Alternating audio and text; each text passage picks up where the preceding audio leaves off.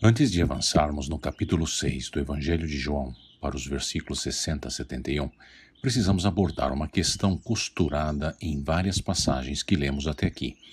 E a pergunta é esta: sou eu quem escolhe Deus ou é Deus quem me escolhe? Vimos que Jesus disse que precisamos crer, comer e beber. Não podemos crer e vir até Deus a menos que Ele primeiro nos capacite a fazê-lo. Nos versos 36 e 37 deste capítulo 6, encontramos lado a lado esta aparente dicotomia do nosso querer escolher, acreditar e seguir a Deus de um lado e do querer de Deus, Ele escolhendo a nós do outro. No verso 36 lemos assim: mas como eu lhes disse, vocês me viram, mas ainda não creem. Crer e acreditar implica o emprego da nossa consciência e só o dono ou dona da própria consciência é quem pode exercê-la no próprio livre-arbítrio, escolhendo de crer. E no verso 39 deste capítulo 6 vimos que é da vontade daquele que me enviou, que eu não perca nenhum dos que ele me deu, mas os ressuscite no último dia. E, portanto, é Deus quem escolhe e que leva os seus a Cristo, que prossegue no versículo 40, dizendo: porque a vontade de meu Pai é que todo que olhar para o Filho e nele crer tenha vida eterna, e eu o ressuscitarei no último dia. A vontade de Deus é não perder ninguém e ressuscitar todas as pessoas que ele entregou a Cristo. E a vontade de Deus é sempre feita. E lembre-se agora do versículo 53 que lemos no episódio passado.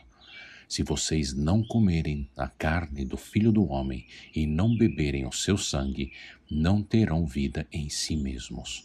Ou seja, toca a nós comermos da carne de Cristo e bebermos do sangue de Cristo, e toda pessoa que o faz tem a vida eterna e será por ele ressuscitado no último dia. É Deus quem consente a cada um de ativar a própria consciência, a quem ele dará a comer da carne e beber do sangue de Cristo. Em outras palavras, Deus faz desenrolar tudo o que acontece neste mundo, que portanto direciona a hora em que seus eleitos colocam sua confiança e vida em Jesus. A nossa salvação não pode que depender de Deus, pois do contrário, nos incharia de orgulho próprio, já que nos levaria a exaltar nossos dons e discernimento, em vez de humildemente agradecer a Deus, entender e nos submeter à sua vontade. A nossa salvação não pode que depender de Deus, do contrário, também seríamos cheios de insegurança à luz da nossa volatilidade na carne. Alguns dias escolhendo a seguir Jesus, outros dias não, em vez de saborear a verdade que somos de Jesus e apreciar o processo de santificação que nos lapida na debilidade e, portanto, volatilidade da nossa carne. Se nós ouvimos a voz de Cristo e cremos nele, ele mesmo nos dará segurança e perseverança na fé.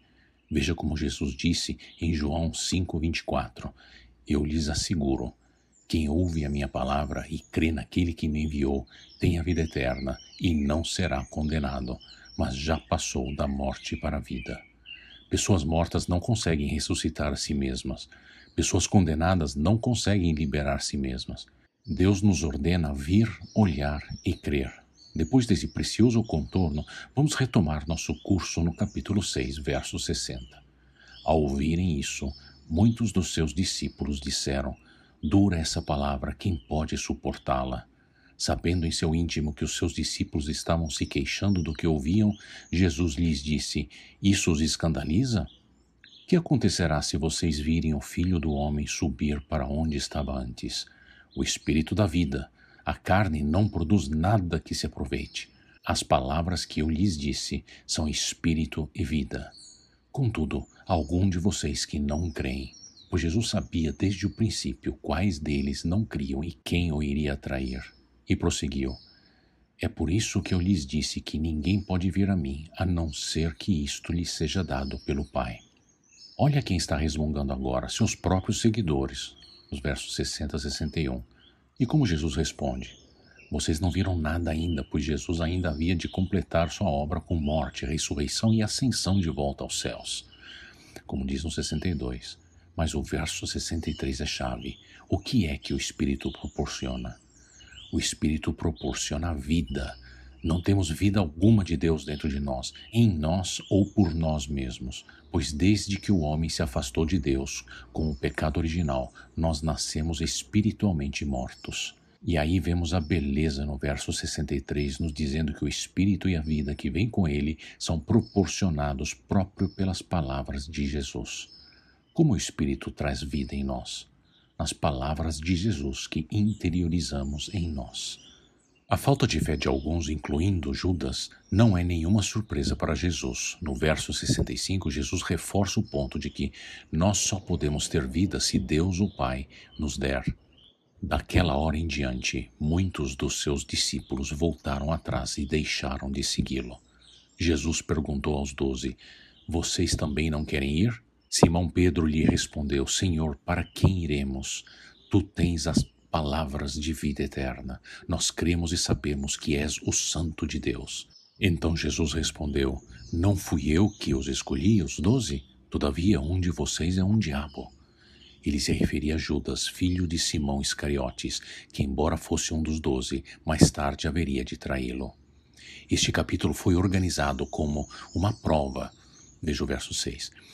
Como alguns dos seguidores de Jesus reagem a esse ensinamento.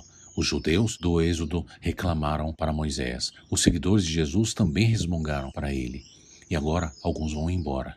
Jesus está mostrando que não é o tipo de Salvador que eles construíram na cabeça deles, assim como acontece hoje com muitas pessoas que definem na própria lógica, filosofia ou religião quem é Deus, segundo o que acham mais apropriado para eles. E como os 12 respondem à pergunta de Jesus? Agora que Pedro provou o pão da vida, nenhuma outra coisa vai lhe dar satisfação. Pedro responde pelo grupo, tu és que dá a vida. Você percebeu o fato que o tempo todo havia um plano? E nesse plano, Judas Iscariotes tinha o seu papel. É claro que Jesus sabia o tempo todo que ele o trairia. Oremos para que Deus tenha misericórdia de nós e nos receba para sermos fiéis a Ele. Deus te abençoe.